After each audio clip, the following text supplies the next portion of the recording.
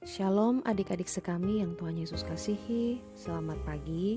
Berjumpa kembali dengan Kak Trias dalam Do Re Mi, doa dan renungan misioner pada hari Sabtu tanggal 4 Maret 2023. Semoga hari ini kita semua dalam keadaan sehat dan bahagia.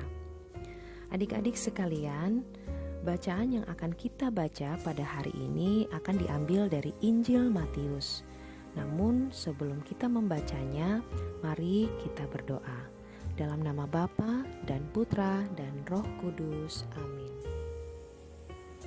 Allah yang berbelas kasih, sabdamu adalah terang dan pelita hidup kami.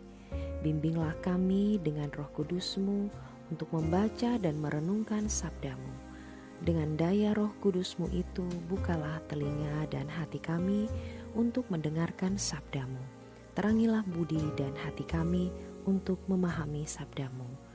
Dalam nama Bapa dan Putra dan Roh Kudus. Amin. Baik adik-adik, sekarang mari kita buka Alkitab. Kita buka Injil Matius pasal 5 ayat 43 sampai 48.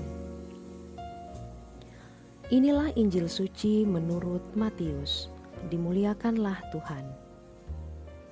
Dalam khotbah di bukit, Yesus berkata kepada murid-muridnya, "Kamu telah mendengar firman, kasihilah sesamamu manusia dan bencilah musuhmu. Tetapi aku berkata kepadamu, kasihilah musuh-musuhmu dan berdoalah bagi mereka yang menganiaya kamu. Karena dengan demikian kamu menjadi anak-anak Bapamu yang di sorga. Sebab ia membuat mataharinya terbit bagi orang yang jahat dan bagi orang yang baik pula. Hujan pun diturunkannya bagi orang yang benar dan juga orang yang tidak benar. Apabila kamu mengasihi orang yang mengasihi kamu, apakah upahmu? Bukankah pemungut cukai juga berbuat demikian? Dan apabila kamu hanya memberi salam kepada saudara-saudaramu saja, apakah lebihnya daripada perbuatan orang lain? Bukankah orang yang tidak mengenal Allah pun berbuat demikian? Karena itu, haruslah kamu sempurna, sebagaimana Bapamu yang di surga sempurna adanya." Demikianlah sabda Tuhan. Terpujilah Kristus. Adik-adik sekami yang Tuhan Yesus kasihi, mengapa musuh dikasihi dan malah didoakan? Memangnya kita sanggup? Nah, ini mungkin kata-kata dari orang yang tidak bisa menerima perintah Yesus ini karena terlalu idealis atau terlalu sempurna. Perintah Yesus ini memang tampaknya berat dan susah untuk diikuti. Bukankah kita sering mendengar orang Kristen sendiri berkata, "Berat sekali, saya memang belum bisa mengasihi musuh saya karena terlalu sakit apa yang dia buat untuk saya. Hanya orang yang berhati malaikat saja yang bisa melakukannya." Rasanya berat untuk mengasihi dan mendoakan musuh. Tapi disinilah diri dan iman kita diuji. Apakah kita benar-benar hidup sebagai pengikut Kristus? Kata Yesus, "Apabila kamu mengasihi orang yang mengasihi kamu, apakah upahmu? Bukankah pemungut cukai juga berbuat demikian? Dan apabila kamu hanya memberi salam kepada saudara-saudaramu saja, apakah lebihnya daripada perbuatan orang lain? Bukankah orang yang tidak mengenal Allah pun berbuat demikian?" Sebenarnya perintah Yesus ini tidak idealis, bahkan sangat praktis. Coba kita cari obat yang paling mujarab yang bisa memadamkan rasa benci.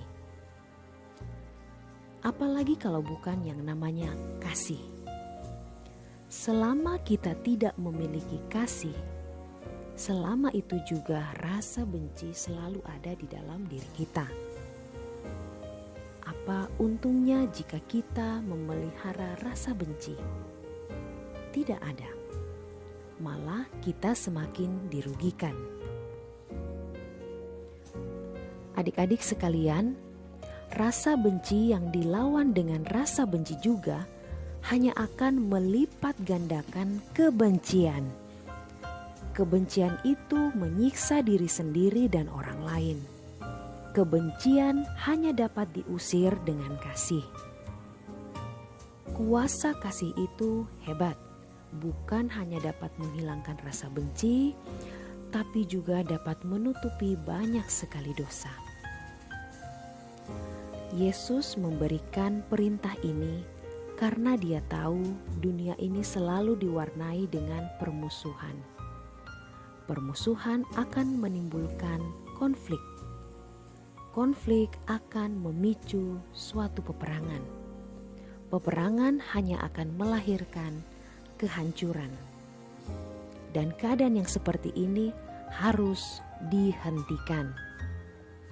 Itulah sebabnya Allah mengutus putranya untuk menyatakan kasih-Nya secara nyata. Juga itulah sebabnya gereja dimunculkan di dunia ini untuk menjadi pelaku-pelaku kasih dimanapun dia berada. Nah, sekarang bagaimana caranya supaya kita dapat mengasihi musuh? Mulai dengan mengampuni.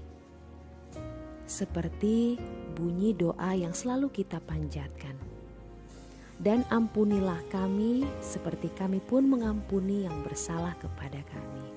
Tertulis dalam Matius pasal 6 ayat 12. Semoga demikian. Amin. Mengakhiri renungan Doremi kita hari ini, mari kita berdoa dengan doa anak misioner Indonesia. Dalam nama Bapa dan Putra dan Roh Kudus. Amin. Tuhan Yesus, Engkau diutus Bapa menjadi berkat bagi dunia, menjadi selamat bagi manusia.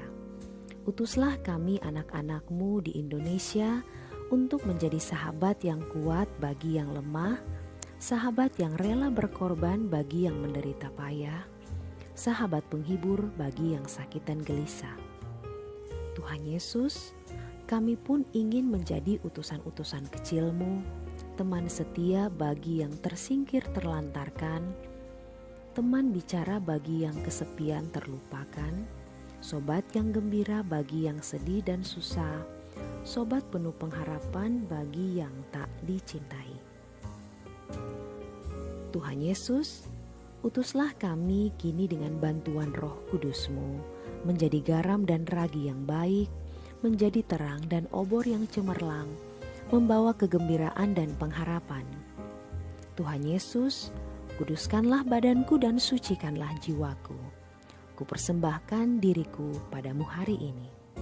Berkatilah semua anak dimanapun juga. Berkatilah semua orang yang kami jumpai siapapun juga. Amin. Bapa kami yang ada di dalam surga, dimuliakanlah namamu, datanglah kerajaan-Mu, jadilah kehendak-Mu di atas bumi seperti di dalam surga. Berilah kami rezeki pada hari ini dan ampunilah kesalahan kami, seperti kami pun mengampuni yang bersalah kepada kami. Dan janganlah masukkan kami ke dalam pencobaan, tetapi bebaskanlah kami dari yang jahat. Amin. Salam Maria, penuh rahmat, Tuhan sertamu. Terpujilah engkau di antara wanita, dan terpujilah buah tubuhmu Yesus. Santa Maria Bunda Allah, doakanlah kami yang berdosa ini, sekarang dan waktu kami mati. Amin. Kemuliaan kepada Bapa dan Putra dan Roh Kudus, seperti pada permulaan, sekarang, selalu, dan sepanjang segala abad. Amin. Dalam nama Bapa dan Putra dan Roh Kudus. Amin. Oke adik-adik sekalian, demikian Doremi kita pada hari ini. Kita akan berjumpa lagi pada Doremi yang selanjutnya. Tuhan Yesus memberkati kita semua. Selamat beraktivitas.